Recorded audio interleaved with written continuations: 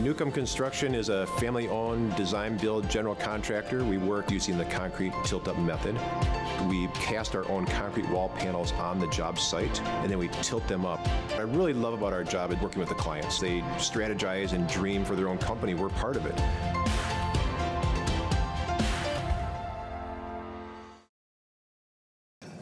Hi, welcome. I'm Paul Fanlund, publisher of the Capital Times, and I'm delighted to welcome you to this, the fourth in our series of Cap Times Executive Breakfast.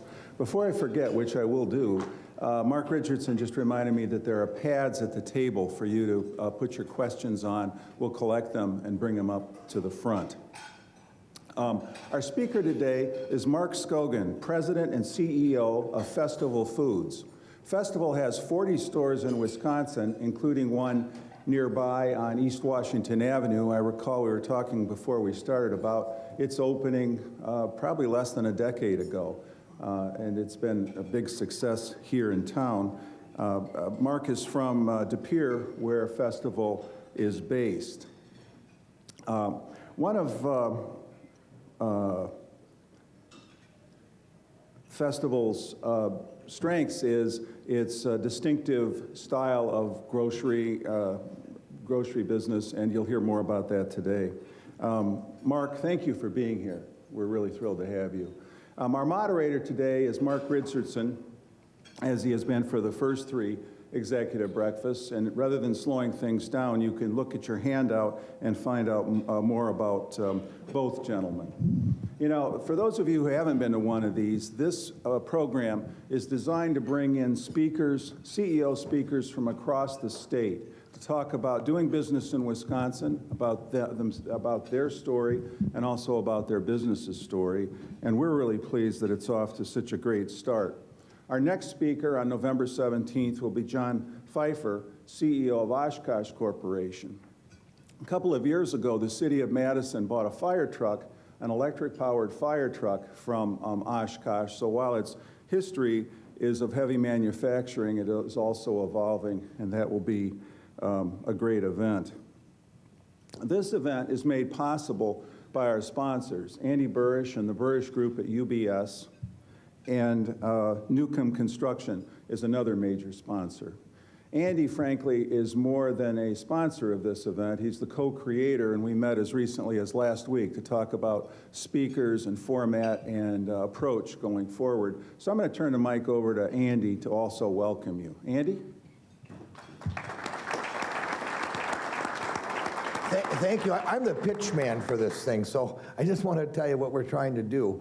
So we want to feature growing Wisconsin. So we're trying to rebrand this thing. We don't know if we're going to or not, but we want to try to get the message out was why businesses do business in Wisconsin. So we're going to look for companies like Oshkosh Corp, Rockwell International, bigger than Fortune 500 companies in Wisconsin, and tell us why are they doing business here? What's the outlook for their business and the state? And what we're going to try to do, and we're looking for more sponsors, by the way, is we're going to try to get a series where you can see these interviews on their website. And maybe we get 30, 40,000 people every 3 months watching these interviews. And then the sponsors will have links to their websites, or they can have little 45-second pre-rolls on their business. But the whole point is here is what's going on in Wisconsin. We want to brand that and grow Wisconsin, not just Dane County. That's for the Chamber of Commerce. But I just want to let everybody know we're still looking for sponsors. We want to grow this to get about a half a dozen sponsors. So that's what it's about. And I'm the pitch man for this for the next couple months. So thanks, everybody, for coming. You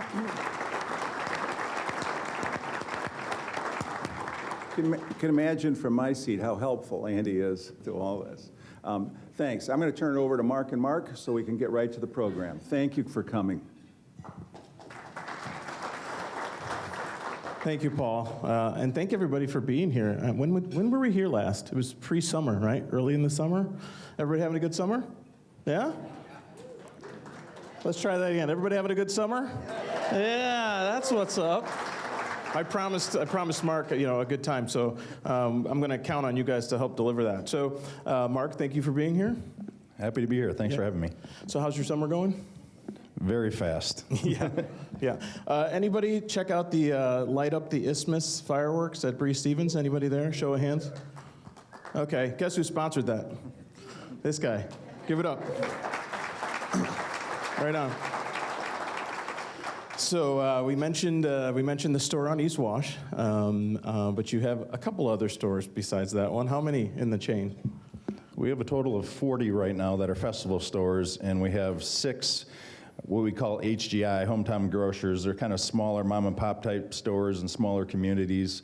We've gotten back into that style of grocery store for the first time in, 20 years, and had some success in finding those stores, and may try and grow that as well. So is that sort of back to the future?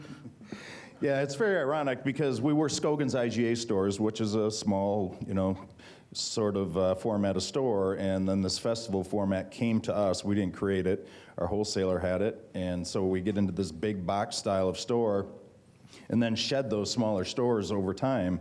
And now we're back at it again, buying stores that are, maybe 20,000 square feet in a small community, and usually the only grocer in that city. And if that store goes away, it's not good for the community. So we like to give back that way as well, getting our foot in the door and try and grow that business. Right. Well, that's cool. That's cool. So business is good? Not really. Yeah, since we last talked, it's just, it's tough out there right now, probably for everybody. And I think dollars are stretched and people are kind of trading down from what they buy. Might not grab steak, might grab chicken instead. And, right. And that comes out, and it's just been a roller coaster because of COVID. When that happened, obviously, restaurants weren't open, so we were getting a lot of business that way, and we couldn't celebrate that because it was at the expense of others. Sure. But then we fall back into where we are now, and so just trying to navigate and keep our head above water. Yeah, no, that's real. We'll get into the COVID thing a little bit. COVID did something for folks, and it did something to folks. It sounds like it worked both ways for you guys. It seems like it was so long ago now, doesn't it? It's because nobody wants to remember it. Right. We just want to, sort of close the door on that. So, maybe people don't know this, but seasonality, is there a seasonality to the grocery business? Is this your busy season? Is this a slow season? Yes, there is. Obviously, at holidays, we pick up in sales. The dog days of summer is what I'd call this now, and so sales aren't as good this time of year. But, and after the first of the year, again, things get pretty slow because the holidays are done and everybody's just kind of hunkering down and maybe not celebrating as much as they were. So, yeah, there's a lot of seasonality. I was just talking about the store in East Washington here, though. That store goes by different rules. The holidays aren't that busy in the store. There's a lot of people that are gone because school is out or whatever the case may be. So that thing does not get the spikes and hills and valleys that the other stores do. Yeah, they're not following any of the rules over there. Doing their own thing. It sounds like Madison, right? Right? So you said 46 stores if you count the smaller ones. So you're a third generation grocer, is that right? Right, I'm third generation. My grandpa started the business in 1946 in Onalaska, Wisconsin. Small 3,000 square foot store that my dad and his 2 brothers and grandpa all lived connected to the store. So they could actually open a door from their house and go into the grocery store. And they'd talk about how they'd ride their bikes and dribble basketballs. And I joked that it was like a playground for them. And so that's where it started. And then my dad really added 5 stores when I got into the business. My grandpa passed away when I was 6, so it was really my dad that carried on after that. So I think when we talked before, you mentioned your early memories of being in the store. Were you and your sister sort of just kind of hanging around, playing around in the store while everybody else was at work, or how'd that go? Yeah, it was kind of a playground for her and I as well. We'd go to the store when it was open and climb on top of coolers and make forts up there, eat the lollies that were stored up there. Just goofy stuff. We'd sort pop bottles, 8-packs in the back room and fill the beer cooler. Just do things that were easy enough for young kids to do, but yet it was where we hung out and kind of had fun. And when the store was closed, which is usually only a couple times a year, then we could ride our bikes in the store. And oh, sure. It was just so spooky to see a building, it still is, when nobody's in it, And so, yeah, we grew up just kind of having fun in the grocery store. So you guys were ripping around on bikes, like through the aisles? Is that? Yes, we were. But the crazier stuff was climbing on the coolers, though. Cases of product, and as I remember, it is usually alcohol. We'd climb up on these boxes and get on top of the cooler and, hang out up there. And as I look at it now, that wasn't a great move. But my parents apparently thought that was their form of daycare. Well, right. They don't have to worry. They know where you are. Yeah. Just don't knock over any of the alcohol. If you remember those soda bottles, though, that was the real pain in the butt. Oh, yeah. Because they were dirty and they came, They were attracted sticky and bees yeah. and stuff in the back room. And and they were wobbly when you try and stack the whole thing, but yeah. We in our prep call, we talked about, I used to work at a grocery store, so I was telling like my worst jobs, the pop bottles, right? The soda bottles were like, that was like the second worst job in the store, was to sort those and get them all slotted so you could return it for whatever the deposit was. That's right. The worst job was the baler. Yeah, the balers, they're not fun to make. No. Do they still have those? We still have the baler, Oh cardboard man, bales, yeah. threading those things and compacting. Yeah. Try not to break the wire so it just fell all over the ground after you'd made the bale. Yep. And you start over. Right. Oh, the worst. It's the worst. Sorry, I digress. I'm having nightmares from my grocery store days. Actually, it was a pretty cool job. So your grandfather and your grandmother started it, and so it was a family business, and your dad put together, what you said, 5 stores? He started to expand before your grandfather passed, or? Right, there was about 5 Skogen's IGA stores when that festival concept came our way, and Okay. I was, like a sophomore in college at the time, so Okay. it was So good that- timing for the new brand to come our way. So expansion, this hockey stick, if you will, of the festival brand, that started when?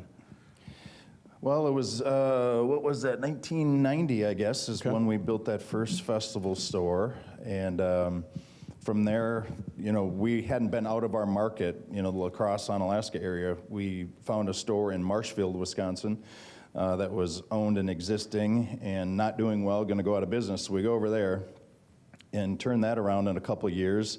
Same thing happened then in Green Bay. Another store that was already called Festival, somebody else owned it, wasn't doing well, gonna close, and we went across the state that way. And as I look back on it, just out of college, I didn't know anything about how to run a grocery store. Some would argue I still don't.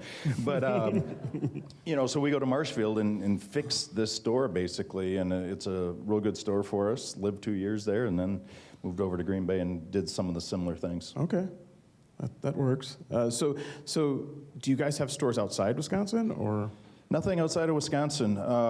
There are some festival stores in Minneapolis, so if you're ever around there and you're thinking that's their stores, they're not. So when that format came out, it was a franchise at the time, and people could get into it and build those stores. I think they were in Ohio, maybe Pennsylvania, and that just didn't work. They went away, but the people who own the stores in Minneapolis have been at it for quite a while, and that's a good thing. Yeah, that helps. As long as they're doing good work over there, they're not hurting your brand. The format has had a lot of changes in decor over time, and I think they still have some of the original decor, which is very colorful compared to the current stuff. That's good. So do you, 2 questions, I guess, 2-part question. Do you have any plans to expand beyond Wisconsin? And if so, why? And if not, why not? Yeah, we've been able to just stay in Wisconsin because there are so many pockets that still have a lot of population that we haven't gotten at. Milwaukee and Madison being, 2 of the top places to look at. Why not out of the state? If we went into Minnesota, you probably have to end up in Minneapolis, and we have friends in the business over there, and those other festival stores, and it just wouldn't be the right play for us.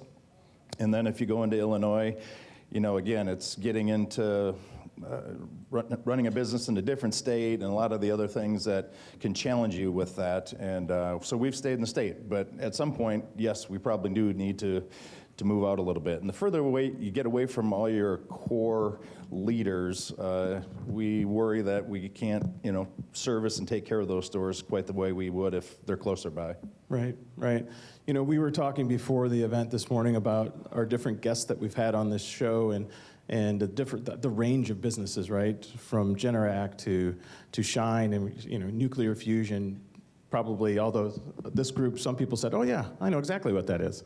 I still question whether they do or not. But and then we get to your business, and people probably think, well, a grocery store, I know what that is. I know how that works. You know, I could do that. Can you tell us some of the, maybe the misconceptions about the industry or what it takes to be a grocer? Sure, I just saw some reporting that came out not too long ago about what consumers think our markup is, how much do we make net profit on what we sell, and it was at like 25% or something like that. That's completely impossible. The industry, and it makes it very well known, it's 2% net profit if we're doing well in our business, so it's not a lot of margin for error there.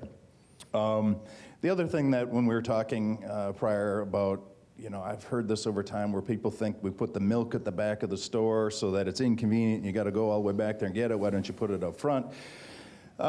It's just how the store has to flow. I mean, yes, you could put it at the front, but something's got to go in the back. And refrigerated cases in our back room and so on is what dictates where things lay out in a store a lot. There's always been that idea about, yeah, put milk and eggs and bread up front. But how often do you only need milk, eggs, and bread? You know, you've got to get to the back for some meat or something in the deli. So I've never been a fan of trying to have that little store within a store up front. And so I think those are the couple things that are sort of misconceptions. But, you know, we sell groceries, but it really is a leadership business, relationship business, like many of you are probably in. I mean, it's a commodity that we sell. You can get that stuff anywhere you want to go. So what we really like to focus on is the people that work with us and how we're going to take care of the guests and try and be different and better in that way because it is a commodity. Yeah, yeah. You must. Did you see my notes? My next question is about your people and your employees and your team. We talked about that, and you must have. If you said it once, you said it 4 or 5 times. That the employee makes all the difference. They make the experience when you go to festivals. So how do you grow your team? Where do you find your team members? And what's your go-to interview question that lets you get at whether this person is a Festival Foods? You know? I don't do much interviewing anymore, but yeah, you can just get a sense for what matters to somebody when they sit in front of you and you know, trying to make those good decisions. I think that an interview question my dad used to use, you know, he really thinks outside the box a lot of times. And what he would ask somebody is, what if you were working at the service counter and somebody came in with a gallon of milk and said it was no good, it was spoiled, and you realized that that gallon of milk is from Cub, our competitor, and what are you going to do? And he wanted to hear them say, oh, I'm refunding it. You know, somehow maybe I'll casually say, hey, that stinks, that milk expired on you. I see that that's our competitors. I'm going to get you one of ours right now. And I thought that was a pretty good way of thinking, rather than, well, that's not ours, you're going to have to go somewhere else. I mean, you got a chance to make a friend there and hopefully a guest for life. So that's a cool opportunity that I used to always champion. I love it. I mean, you take the hit on the gallon of milk, you know, whatever the cost is on that. I'm sure you've marked it up 25%. No, you know, what's it cost you, right? It doesn't really cost you much at all, but what you might have gained from that.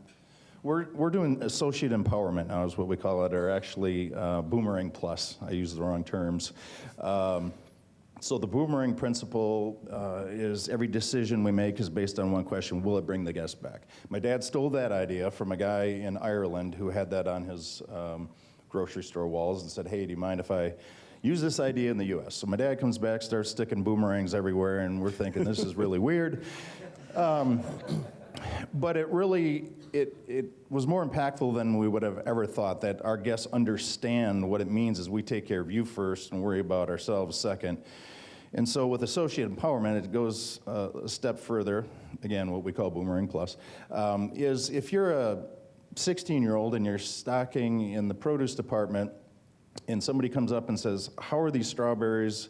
You know, last time I got them, they weren't that good. They had some mold on them or whatever. Rather than looking at that person, the guest, and saying, yeah, they're good. This just came in, you know, yep, these will be fine. Do something to solve that problem for them. They threw away their strawberries. Give them strawberries free as they're casually telling you that something wasn't right. And most teammates would probably think, really? I'm going to do that? I'm going to give something away? But it's the right thing to do. It's a positive word of mouth. it's a marketing opportunity that is more effective than putting a billboard up that, did anybody see it and anybody read it? Yeah. Just those opportunities to do right by our guests is really what we try and champion. Yeah. I don't know how I went down that rabbit. No, that's what we're here for, rabbit holes, right? So no, that makes perfect sense to me anyway. I know when I worked at the grocery store in Chicago, Dominic's, for those of you, Dominic's and Jewel, for those, Chicago, yeah, I see the hands going up. Store 46, Carroll Stream. The best part about it was the customers, right? So it was the customers that you would see all the time. You knew you'd see them weekly, or at the very sort of longest stretch, maybe bi-weekly. You knew what they were going to be looking for. You knew if there was something special that you knew where you had it in the back. It was always the people, not so much the products or the store itself. Right. You've got an opportunity to put a smile on somebody's face, make their day. I always say that it's not very common that somebody walks in the front door of a grocery store and goes, woohoo, this is going to be fun today. Here we go. It's not like Disney World, right? It's a chore. Go hunt for things, load it up in a cart, unload it out of your cart, load it in your car, put it away. That's a chore. So can you, interact with our guests in a way that maybe does make their day? We've had so many, guest feedback pieces that come our way talking about, I was having a terrible day.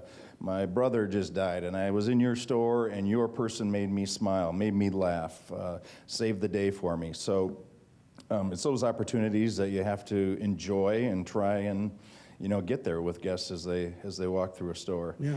We did have a lady one time that came to the service counter, and she said, I love this place so much, I can't believe it. I get out to the car, I get my car loaded up, and I want to go back in and do it again. And I thought, I don't know what's wrong with her, but I always like to tell that story, and that can you make somebody else feel that way? Like, this is a better part of my day, a better part of my week. I like the people in here. That's awesome. I mean, you might want to call security on that lady. I don't know. But no, that's what you want, because aren't your employees extensions of your brand, really, right? Because if they're doing their thing, you don't need the billboard, right. Yeah, it's, and having those conversations or having that fun with other guests is not maybe for everybody. Some people don't like that. They want to keep to themselves more, but trying to find those that really want to interact is what's good for us. Cool. So your business, certainly pre-COVID, is humming along. You're adding a couple of stores a year. You're sort of building out the festival brand and really sort of taking over the state, really. And then COVID hits. How did that change life at Festival Foods? Well, I can say that, everybody really did step up. It became very hectic and very, out of control almost to keep our head above water. The supply chain wasn't good at some point. But if you look at the U.S. and how many products and brands we have, there's 30 different kinds of ketchup. If 2 of them are gone, it's really not that big a thing. But they, stepped up. I would guess that we had maybe 200, maybe 300 people that just opted out and said, I don't want to work in these conditions. I'm worried, about COVID or whatever. That's not many when you have 8,000 people. So it was good to see that they stepped up, worked harder than they had to in the past, and had themselves in a riskier situation than staying at home. So we were very proud of them, and we made it through.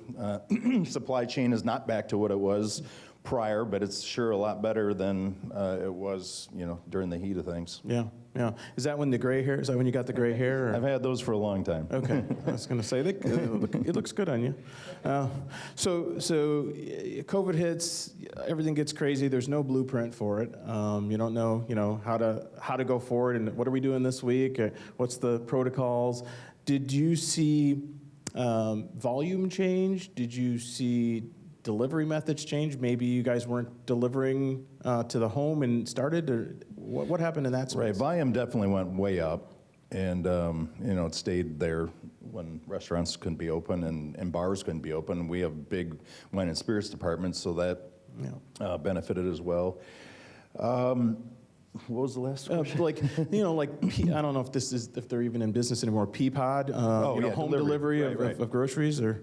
So we've always had curbside pickup, and then we do delivery through a third party that actually does the delivery for us. But we never really pushed it that much. We had it, and it's good that we had it. It was established, and then COVID comes, and so more people wanted to just pick up their groceries. But we've always said about, curbside pickup is you're not getting the experience of our people that are in the store and what we think is a good store and a good layout and keep it clean and all that stuff. So it's a necessary evil to have curbside and delivery, but we'd rather that they came in and enjoyed our people and enjoyed the buildings. Otherwise, we could just have a warehouse and pick up at a curb. So that's how we've viewed that. And curbside has dropped back since, COVID is mostly in the rear view. So that's good. They're back in the stores more. Yeah, if you're not in the store, you can't have impulse buys. No. Right? You want that impulse buy. half my trip to the grocery store are impulses. I just walk by and just grab some. My wife hates that. She's like, that's not what I sent you there for. But, I mean, if you're not in the store, that can't happen, right? Right. So things are sort of getting back to normal. Maybe a shift in where you spent your time and your energy. So 5 years from now, project, let's assume we don't have another global pandemic. Let's just, normal business as usual. Where's the grocery business? What's changed in that time? Well, that's a good question. It's changed really fast as of late. We've talked about technology in the past and trying to figure out, which technology to invest in. What are you going to get the most bang for your buck in? We do our long-range planning once a year, and we have a couple, 3 days together, and it dawned on me after that was done, or actually after our IT guy spent 2 to 3 hours telling us about what he's working on, what he can also try and work on, what we're going to get out of this stuff, what it's costing us. And I thought to myself, 10 years ago, he would have 15 minutes in this meeting to tell us about something that wasn't that exciting. It's pretty challenging to keep up. And the way I see it, you can invest in some technology, 5, 10 years from now, that's not working anymore. It's not good enough. You need to do something else. And that's really the scary part in the cost of that kind of stuff. I mean, we're in a project right now that I didn't figure it out until we were at this long-range planning meeting. 9 of our people are working on it, like full-time. And I said, what do we got? What are we getting out of it so far? Right. And nothing. It's like, oh, this is bad. This better math. better have a big ending, right? Yep. And again, like you said, technology is almost the necessary evil, right? It probably allows you to measure your business in a way that you couldn't 10 years ago. You probably have dashboards. You can come in the morning and see what the top performing stores are? Or? Yeah, I think the technology that I'm seeing us look most at is the marketing kind of things. And obviously, the newspaper has been the main vehicle for grocers for a very long time, and that has, changed to some degree. I think Wisconsin's hung on to a good, solid newspaper more than a lot of parts of the country, but there's just a generation probably that isn't looking anymore. And so how do we meter in our message to people that we could just mostly always go to the newspaper? Sure. Now we've got all these other avenues. You got your apps and So speaking of dashboards and performance and technology, so what are the top 5 stores in the chain? What are the top 5 performing stores? Well, I've got a couple guys here with me that might be able to figure it out. There's a store in Eau Claire that's very strong. Oshkosh. Let's see here. Green Bay De Pere. Okay. So what am I missing? Onalaska used to be our busiest store. Just make it up. We won't know. Yeah, They okay. will. Close enough, right? They'll check you, but we wouldn't know. And that's the thing. Fond du Lac is very good for us. So it's sort of the home base for you guys. Yeah. More population, the better that can. Hopefully, if we can earn that business, those are good cities for us. Good. So, you've talked a lot about the people and sort of the experience and growth. What are the things you're most proud of as it relates to the business? Well, I would just say it is the growth over time.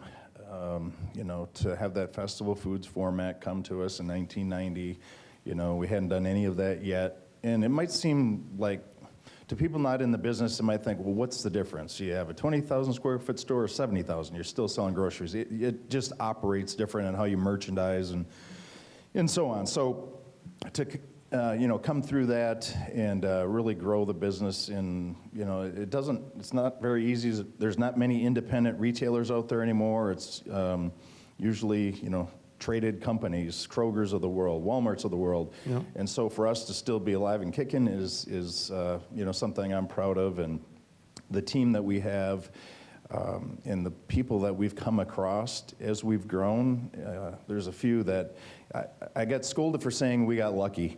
It's not luck if you're in the right spot, right. Just good fortune and be in the right spot at the right time. But we've had some people in our company and some that are still there that haven't retired yet that have really, been superstars for us that, it's fun to watch them do their thing. Yeah, no, that's cool. So when we did our prep call, I said, okay, I'm going to ask him to pepper you with questions, and some of it's going to be about the business, but some of it's going to be about you, right? So this is the you part. So did I read that you were once upon a time a really good basketball player? Again, that's... Is that ancient history? Allegedly, yes. Ancient history. Yes, I played at Onalaska High School and Viterbo University, which back then was NAIA Division I, which was the Eau Claire's, Stevens Points, yeah. And when those guys were really kicking butt around the country, we played against them here and there. We were in a different conference, but yes, that's what I did back. Used to hoop back in the day. I love it. What position did you play? I was a point guard. Point guard. At one point, I was the leading scorer for that school, and then since then, a couple other people have passed that. Back in the Stone Ages when I played, it wasn't the run and gun, score a whole bunch of points sort of stuff. It was right. Like play defense and wear yourself out kind of basketball. So is that the old guy in you saying like my record should still stand? Is that? I don't know what I was trying to do there. Just justify it. He's just like, yeah, back when I played, there was no 3-point line. There probably wasn't. There was. It came about. Maybe my senior year of high school. Okay. Yeah. We won the state tournament, 1988. And that's who else in here can say they won a state tournament? I'm saying that's not nothing, right? That's cool. And what else is not nothing? You played overseas. Yes, I went overseas for 1 year in Cairns, Australia. I went over at the end of my senior year at college. I don't know how we worked that, but my basketball coach said, hey, we got to try and find you a spot overseas to play. We'll go over there now and look around, and the following season, hopefully we can get a spot for you. Well, we got over there, and this team didn't have the 2 Americans that they could have on their team, so they said, if you stay, you got a spot. So I stayed, and it was like a big vacation, like 6 months of, they don't play as much over there. The Australians had regular 9-to-5 jobs, so, it threw a monkey wrench in things, so I just got to do a lot of vacationing, and it was a good time. Got to hang out in Australia and play whenever everybody got off work, and then... Yeah, I keep saying I want to go back and that I was going to go back just to check it out, but I have not gotten back there. It's a long way, right? It is. You got to be committed. You can't go any farther in one direction without starting to come back, right? I mean, it's like, that's it. That's it. So get your questions ready. I've got a bunch of questions, but maybe someone could grab those up, and we'll hit Mark with some more. Andy, he's the sponsor. He's getting called on right now. How do you compete against like Kroger and Amazon and Walmart not killing you guys? Because I would be terrified of that. Yeah, well, it is difficult to compete against big brands, big companies like that. You just have to be different. So I would say, I'm not trying to pick anybody. Walmart does it, about price and not about people, and it works. But if you all try to do it that way, some are going to win, some are going to lose. So we try and have a better shopping experience, better associates that are more willing to help. But we're more like a Kroger as far as the conventional grocer would be. Yeah, back in the day when there were roundies and things like that, before they got sold to Kroger, things weren't going all that well for them. So that was a bit easier for us. But since they've become Kroger, they don't mess around. They do a nice job. But just have to try and be different in some ways. All right, thank you. Careful what you wish for. You just may get it. There's like a book full of questions here. We may or may not get to all your questions since there's so many, but I appreciate them. I'm sure Mark will as well. So, favorite aisle in the store? What's your favorite aisle in the store? Well, that's a curveball. I can't say wine and spirits, right? Sure you can. I mean, that'd be stealing my answer, but you Yeah, I kind of like it because you do a lot of browsing there, lots of options. Looking at ketchup's not as fun. Yeah, yeah, I gotcha. All right, so here's one from the crowd. What do you do with the shopping metadata that you collect? I've heard that is a lucrative revenue stream. We don't do much with it at this point. We've never had a frequent shopper card to know the behaviors of our shoppers. At that time when they became all the rage, everybody was getting one, and we'd hear from people saying, "I hope you don't have one of those. I've got enough of those on my keychain."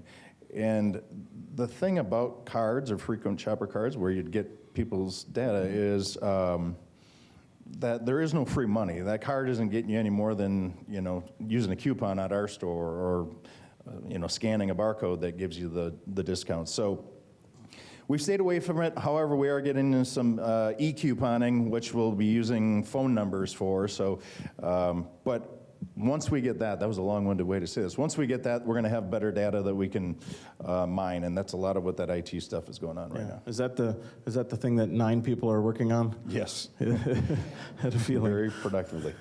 Would you entertain the idea of offering child care reimbursement as a benefit to attract and retain employees? Yes, I think we've looked at it, and I don't remember where it landed. I know we don't have it at this point, but obviously would be a key benefit for families, but haven't gotten there to this point. Again, it's all give and take in benefits and what you're paying, Right. all the benefits that we have, and it would be a really cool thing to offer if we could get there at some point. Yeah. What impact on traditional grocers do the big warehouse stores like Woodman's or Costco have, and how is it trending, the big box? What impact do they have on the industry? Yeah. I mean, the big thing out there right now is the merger of Kroger and, I forget the other, Albertsons? Yes, that's right. Albertsons was split up a while ago, and so the fear that there's not enough, grocers out there, that it's all getting gobbled up. To me, I don't think that putting Albertsons and Kroger together will do anything different in this state where there are only Kroger stores. They don't have the Albertsons stores in here. Mm-hmm. But yeah, there's leverage when you're going to buy 20 truckloads of something compared to 1 truckload. But there are also rules that they have to play by when we try and negotiate deals and so on, that they can't just slight us because they want to, Right. So the industry's been the way it is for a very long time with those big guys out there, and we just try to do our best to be different and try and be more about people and giving back in our communities, and hopefully that resonates with our guests. Yeah, hope the service end of things Right. exceeds expectations. Do consumers' tastes for products vary from market to market, and how? I've gotten asked that one in the past, and I don't think so. I mean, there's communities that have a certain, item that is made locally there that we might not know about before we move in. But we'll find out quickly when people are like, where is that? And, we'll bring it in. But not so much a variation in the tastes throughout this state. Yeah, so you're not stocking one specific thing in De Pere and not stocking any of it in No, pretty rare that anything really is impactfully different city to city. Okay. Good question, whoever asked that. The other one's not so much, but that one was good. How do you keep the same level of customer engagement with things like self-checkout? So we've been at self-checkout for a very long time. I think the first time we gave it a try might have been in the 80s, and we had 1 or 2 lanes, and it didn't, people didn't get it at that point. Yeah. But then sometime after that, we got into them. And not because we're trying to save labor, it's what people wanted to do. Mm-hmm. I'd be happy to have the same amount of labor there if it creates a good experience as you're checking out. And a lot of the bigger grocers kind of got out of self-check at one point, not that long ago, but it was really because the technology was going to cost that much more to get it updated. And also, when you're not staffing those areas, when they lock up or when they have a problem, people hate them and they don't want to be back. So it really is about staffing them properly with somebody who's there, you know, and it is an area for theft in the grocery store as well, that we, you know, if you've got somebody there talking and helping, it hopefully keeps those people that think they want to take a little bit of their own from doing it at our stores. Sure. Yeah. I just saw a story the other night on a grocer on the East Coast that went 100% self-checkout. Yeah. Which I think is Looney Tunes. Yeah, that's a little bit too far. I mean, like you said, when it doesn't scan, or if it's like produce and you have to weigh it and throw a code in, like then where are you? Right. Or you just don't want to. You want somebody else to take care of it for you. Right. Yeah. Right. No. Do you still do fresh cheese curd days? If so, do you have them in the Madison store? And if so, what day? So who's the cheese curd fan? Come on, put your hand up. You're not going to be alone. Tuesday and Friday? All right, in the back there. All right. I got the answer. I cheated. Tuesday and Friday, yes, at the Madison store. See how Verona would have it too, I guess. So. Are you aware of the growing concern that most processed foods are spited with sugar and contributing to the epidemic of diabetics and heart disease? Do you try to encourage your customers to purchase fresh fruits and vegetables? Processed foods versus not fresh familiar with what's in there. Not surprising though. I think we've learned over time there's a lot of weird things in food that probably shouldn't be there, and don't really try and influence other than, you know, we put on display or add what, you know, resonates, what people generally buy. And produce is very important, obviously. That and meat is really kind of what drives a shopping list. So yes, we focus on you know, trying to sell as much produce as we can. That would be wonderful for us if we sold much more produce in less grocery, because the margins are higher in produce than they are in groceries. Okay. So. Pushing the fresh fruits and veggies. Right. Talk about the competitive landscape in the Madison area. You've got Festival, of course, Hy-Vee, Metcalf's, Pick and Save, Whole Foods, not to mention Target and Walmart. That's a little bit of everything there, and it is pretty unique because of the Metcalf piece of it. An independent grocer that does a very nice job in their stores. We don't always get that in other communities. Hy-Vee being here is, you know, one of the tougher competitors for us. They're more like us. So when somebody like you opens up, that's gives us a little more anxiety than if it's, you know, granted, if it's a Walmart, they're going to do business and they are going to take from us, but that's kind of just a different animal than we are. So, yeah, and a Whole Foods here. So it's tough. You know, our store on East Washington is, you know, fortunate to have all that new housing there and a lot of walk-up business that some of the other stores on the periphery, you know, aren't as walkable as ours is. So that's kind of nice. It's insulated right there. Pretty unique. Are there ways, again, we have a healthy crowd today. Are there ways for Festival to promote healthier eating? Example is 515 Market in Sacramento. I'm not familiar with them. Jim? Yeah, did I get that right, the market? Okay, I guess they do a job promoting healthier eating. Yeah, I mean, I'd be all for it, but I think that, you know, maybe even the habits in Wisconsin are quite a bit different than they might be in California. You're probably what we like to eat and drink, right? Probably onto something. Yeah, so, you know, you can do all that you want. We've had dietitians in the past, and we're down to kind of one because there's so much of that out there on the web that you can, you know, get that information anywhere. But, you know, you still have to sell what people want. Otherwise, you know, you're not going to make it. We couldn't just cut out, you know, cereal, for example. A lot of the cereals that aren't necessarily too nutritious because somebody's going to want it and they're going to go get it somewhere else. So that's the unfortunate part about it, I guess. Yeah.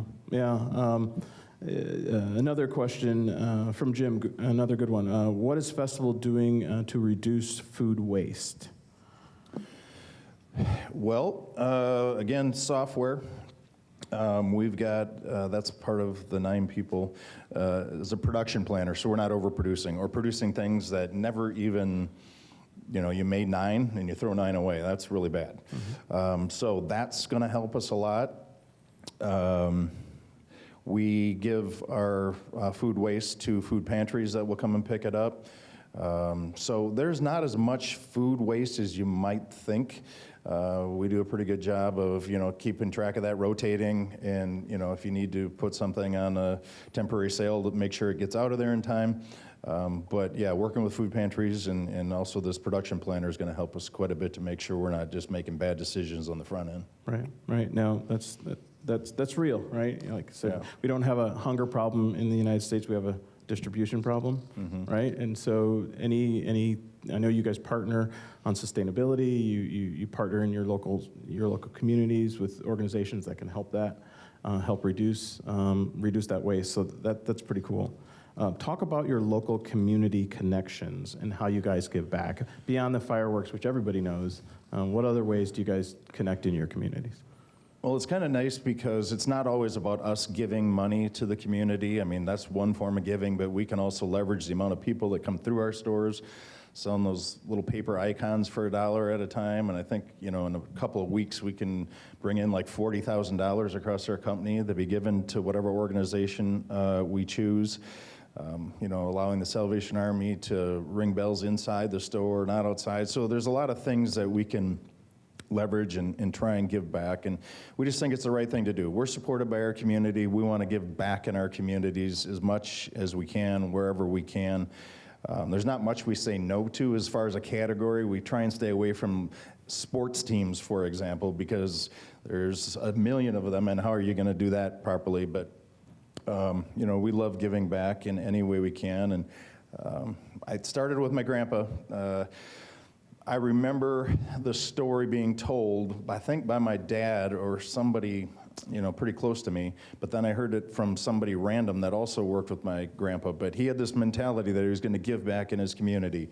Back then, if you remember, if any of us are old enough, you would charge groceries by writing it on a triplicate piece of paper, and at the end of the month you would pay for your groceries, not a credit card, but on paper. So he would go into that file box and from time to time just throw away somebody's charge slip because they were down on their luck, whether they lost somebody in their family, they lost their job, or whatever. He'd just throw it away.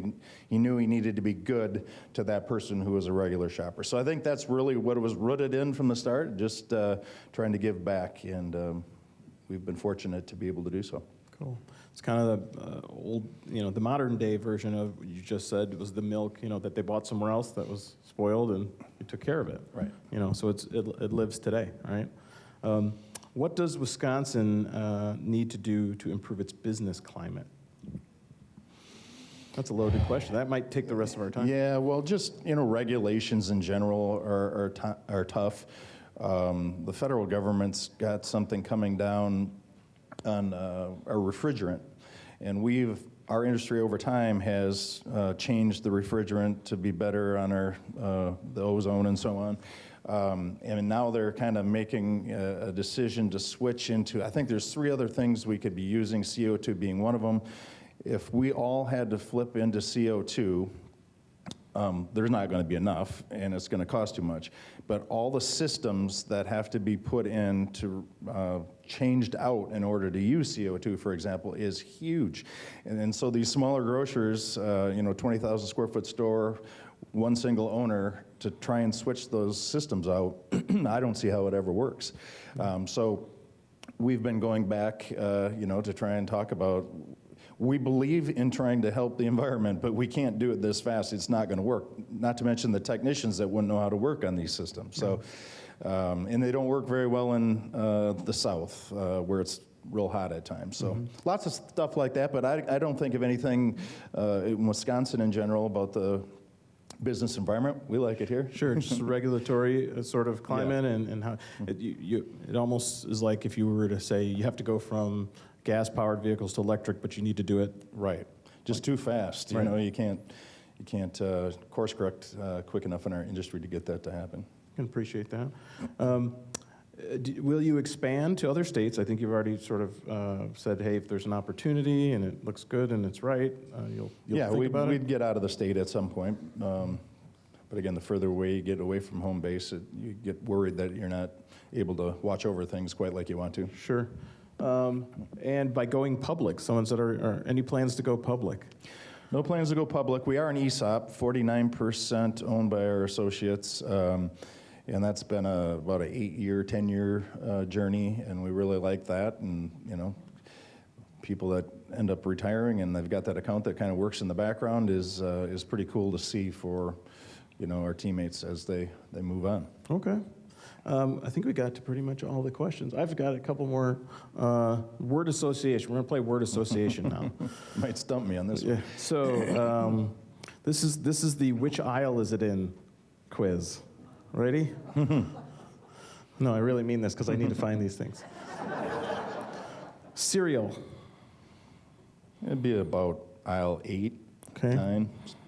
Soups. Now we got to talk about the other stores. The store here in Madison is laid out very different. So That's the crazy part, right? You Yeah. go to one store and it's like, no, Yeah. it's not in the same spot. Coffee. coffee would be in about 7. 7. Okay, so coffee and cereal. We're close. Word association. Festival. First word that comes to mind. Party. Party. I love it. That whole festival name was created because there was supposed to be a fest in the store every week. So the idea was there would be some celebration of food or whatever. That's where the name So came it was from. a party. That's yes. cool. We had a Are we person gonna that was in go charge back of to that, or can we make that was a lot of work. Can we make that happen? Every other aisle is the liquor aisle. That's Yeah. You heard Mark. We're breaking news here today. Costco. Boy, bring that thing down. I just brought the whole thing down. Well, yeah, I was going to say something complimentary. Rock solid. I mean, they're doing it. IGA. The past. There you go. There you go. So let's see. Pick one. I think we already did this one. Pick one. Roll checkout scanner. Kroger. No, we already talked about the scanners. Nope, we're not asking that one. Sorry for whoever's question that is. So anybody from the floor having a question? Anything come up or a comment for Mark before we let him off the hot seat here? Right here. I just have a question. Your father sounds like he was very influential in your life. Is there another generation that you're prepping? Another generation prepped for the business. So my youngest daughter works in our business in the asset protection area, and she likes that. That's what she'll probably stay in that area. And my oldest daughter is in La Crosse doing her residency as a doctor. So she won't be back. My other daughter's probably good where she's at, and then I have a nephew who's coming up nicely in the business. He's a support office person in the meat area. So that's kind of the family dynamic that's out there that could possibly step in. So maybe a fourth generation. Right. Okay, we've had a question here and then one back there. Right here. Earlier, you had mentioned you had the opportunity to turn around 2 struggling stores, and I was just curious why they were struggling, and then what you did, what levers you pulled. Yeah, it was both about people. It really was. The one in Marshfield, they had a really good independent that was nearby that had 2 stores. So we had this one store, and we could never figure it out. The stores were bad. I mean, they didn't look good, and yet he was kicking butt in the city. So he had a connection with that community that needed to be broken. So we really had to focus on that, not be the outsiders, find great people that were willing to take care of our guests. And then the one in Green Bay was just operationally poorly run. I don't like to say the people weren't good, they just weren't led the right way. I can remember we got to go in there and kind of work the store before we actually owned it. So we were hanging out, and one day I needed to leave at about 4 o'clock, and there's broken baby food on the floor. And it's not our store, I wasn't gonna do anything about it, so I left. I came back 3 hours later, and the baby food was still on the floor. That's what really tells you somebody's not paying attention, somebody doesn't care, a poorly run, operation. So yeah, I mean, that store was called Festival, so we didn't change anything other than how we were going to approach the people side of things and leading them. All right. Question in the back? You hear a lot about workforce shortage in many industries. Do you experience that in your stores? How do you attract? Yeah. Sure. Workforce shortage.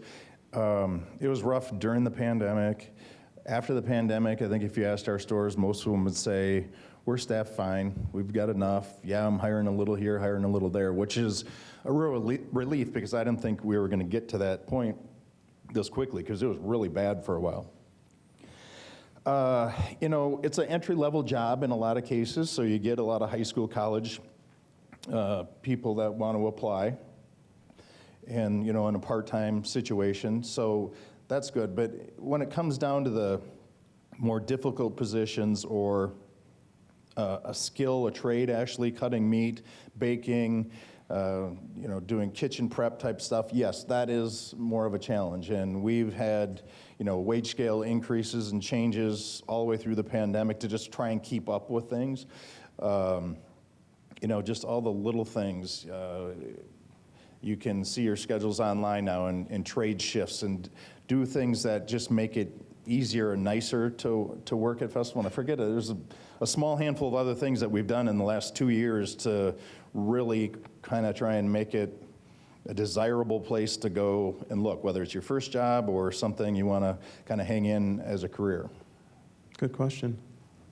I'm wondering, where do you position your business on the scale of budget grocery to a luxury grocery, such as a Walmart to a Sunday? So how do you land on that strategy? It's a good question. So where do we fall on the continuum of, you know, a luxury grocer or not? It's hard to explain where we've seen things go. So if you remember Cub Foods, I mean, this model was modeled after them, except it ended up gravitating more towards fresh foods focus than they ever were. So again, I would say we're in the high V type range. They've got a lot of fresh products, a lot of departments where you can get service, and that's really what we want to be. But we wouldn't be, you know, Sendik's really tries to go at it from a step up, you know, but they're a smaller store with, you know, high-end products. So somewhere below them in the high V land is where I'd say, and the Kroger, our stores run more like each other. Good question. Any other question? In the back. One more, since we're into training camp and you serve on the board of directors at the Packers. What's the board saying for the upcoming season? Oh, wow. So I'll tell you about the board. There's, 40 active members, and then there's 7 that are on the executive committee, one being Mark Murphy or whoever the president of the Packers would be. So we don't get as much dirt as those 7 that are on the executive committee, but I don't know. Personally, I'd say it's kind of exciting to have the change, and we're going to get to, you know, it felt like with those past 2 quarterbacks that we were always supposed to win and always supposed to go to the Super Bowl, and that didn't happen. So all that frustration, now going into this year, it's more like, well, whatever happens, who knows if we'll win today or not. I kind of like that. It's something different. That's a great question to end on. Let's give Mark a round of applause, everyone.